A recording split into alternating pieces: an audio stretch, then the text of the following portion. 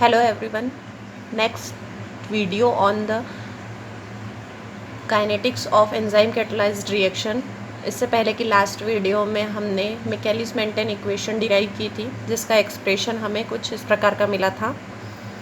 इस वीडियो में हम डिस्कस करेंगे कि यह रेट ऑफ रिएक्शन किस ऑर्डर को फॉलो करता है और इससे रिलेटेड जो ग्राफिकल रिप्रेजेंटेशन है उसे समझेंगे। First of all we remember that enzyme substrate से कंबाइन होता है और एक एंजाइम सबस्ट्रेट कॉम्प्लेक्स बना लेता है। हमें पता है कि मिकेलिस मेंटेन कांस्टेंट में यह जो K2 है वह टोटल एंजाइम कंसंट्रेशन से रिलेटेड है। यदि यह टोटल एंजाइम कंसंट्रेशन कन्वर्ट हो जाए इस ES कॉम्प्लेक्स में तो इसकी जो रेट ऑफ रिएक्शन है वो मैक्सिमम हो जाएगी और एंजाइमोलॉजी में इस मैक्सिमम रेट ऑफ रिएक्शन को हम वी मैक्सिमम से शो करते हैं। क्योंकि टोटल एंजाइम जो है वो इस ES कॉम्प्लेक्स में कन्वर्ट हो जाएगी, इसलिए हम इस मिकेलिस मेंटेन कांस्टेंट में जो टर्म है K2 टोटल एंजाइम कंसंट्रेशन इसे रिप्लेस कर सकते हैं इस V मैक्स से। सो मिकेलिस मेंटेन कांस्टेंट का एक्सप्रेशन हमें कुछ इस प्रकार से मिलेगा कि rate is equal to V maximum substrate का total concentration divided by Michaelis Menten constant plus substrate concentration. इस इक्वेशन के हम दो केसेस पढ़ेंगे, जिसमें फर्स्ट केस है यदि Michaelis Menten constant is far greater than substrate concentration, than denominator से हम इस सबस्ट्रेट को अवॉइड करेंगे तो हमें रेट ऑफ रिएक्शन का एक्सप्रेशन कुछ इस प्रकार का मिलेगा, V max substrate concentration divided by Michaelis Menten constant. चूँकि ये दोनों ही टर्म कांस्टेंट हैं और रेट ऑफ रिएक्शन इस सबस्ट्रेट पे डिपेंड कर रही है, इसलिए यह रिएक्शन जो है वो फर्स्ट ऑर्डर काइनेटिक्स को फॉलो करेगा।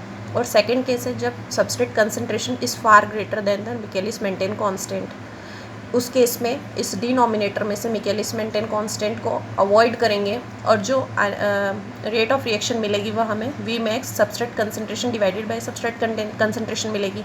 क्योंकि दोनों ही सेम टर्म है इसलिए हम इन दोनों को कैंसिल आउट करेंगे तो रेट ऑफ रिएक्शन जो है वो इस V मैक्स के इक्वल मिलेगी।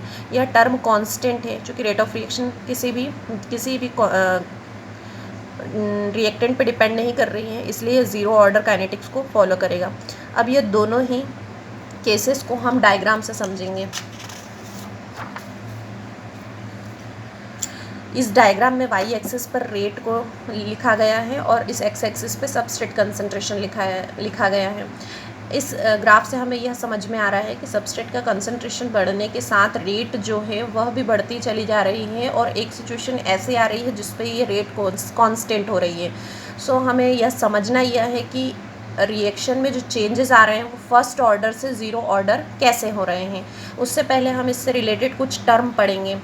फर्स्ट कि यदि जो रेट ऑफ रिएक्शन है वो आधी हो जाती है तो हम सबस्ट्रेट के कंसंट्रेशन को इस मिकेलिस मेंटेन कांस्टेंट के इक्वल कहते हैं। क्यों?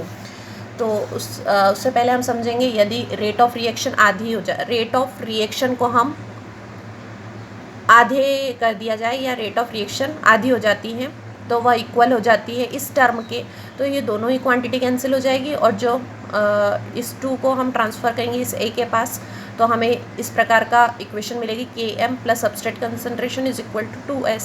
अब हम इसे अगर सॉल्व करते हैं तो हम देखते हैं कि Michaelis Menten constant is equal to substrate concentration है। इससे हम मिकेलिस मेंटेन कांस्टेंट को डिफाइन कर सकते हैं कि Michaelis Menten constant is equal to that substrate concentration at which velocity of a reaction will become half of its maximum concentration.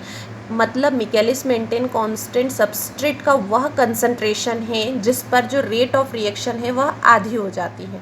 तो एक प्रकार का मिकेलिस मेंटेन कांस्टेंट सबस्ट्रेट के कंसंट्रेशन के ही इक्वल है, या आप मिकेलिस मेंटेन कांस्टेंट को उसकी बाइंडिंग एफिनिटी से भी समझ सकते हैं। इससे पहले की वीडियो में हमने देखा है कि मिकेलिस मेंटेन कांस्टेंट जो है वो इन कांस्टेंट के इक्वल आता है, जहाँ पर K-1 plus K2 decomposition of ES complex को शो कर रहा है, यानी ES कॉम्प्लेक्स का डिकम्पोजिशन होता है। इसका मतलब सबस्ट्रेट और एंजाइम अलग अलग होते हैं, यानी बाइंडिंग एफिनिटी Km के डायरेक्टली प्रोपोर्शनल है। यदि ये सबस्ट्रेट और एंजाइम नहीं जुड़ते हैं तो वह एक प्रकार का बाइंडिंग एफिनिटी का कम होना है जो Km के इक्वल है। और K1 जो है वह शो करता है ES कॉम्प्लेक्स का फॉर्मेशन, मतलब एंजाइम और सबस्ट्रेट के बीच की बाइंडिंग एफिनिटी बढ़ रही है तो Km यदि ज़्यादा होगा तो उसकी बाइंडिंग एफिनिटी जो होगी वो कम होगी। अब हम आते हैं इस ग्राफ पे।